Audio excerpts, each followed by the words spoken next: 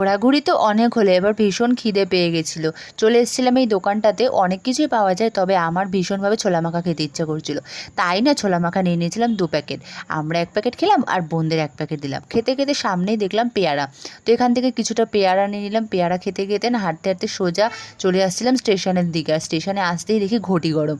তারপর কি দুটো নিয়ে নিলাম ঘটি গরম, খেতে খেতে সোজা প্ল্যাটফর্মে গিয়ে বসে রয়েছি, কারণ আমাদের ট্রেনটা না 4:30-র সময়। তাই আমরা এখানে বসে রয়েছি। আর এখানে দেখছিলাম, আর ওরা না মানে বোনের বর আর আমার বর আর কি দুজনে মিলে কোথায় হাঁটতে বেরিয়েছে, আর আমরা এখানে বসে রয়েছে, আমাদের আর হাঁটতে ইচ্ছা করছিল না।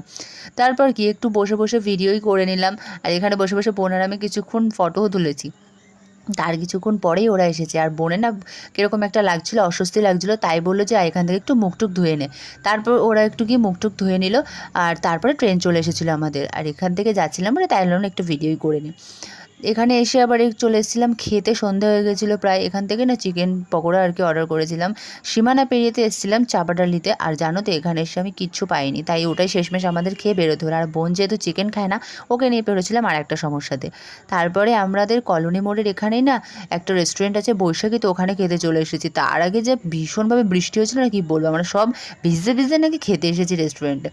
অর্ডার করে ফেলেছিলাম নান আর করেছিলাম গার্লিক চিকেন। আমাদের অর্ডার করাটাই ভুল হয়েছে, গার্লিক চিকেনটা আমাদের হট গার্লিক চিকেনটা করা উচিত ছিল, তাহলে খেতে ভালো লাগতো। জানো তো নানটা ভীষণভাবে আর কি একদম মানে কি বলবো পাঁপড় ভাজা ছিল, এটা মানে কোনো নান হলো।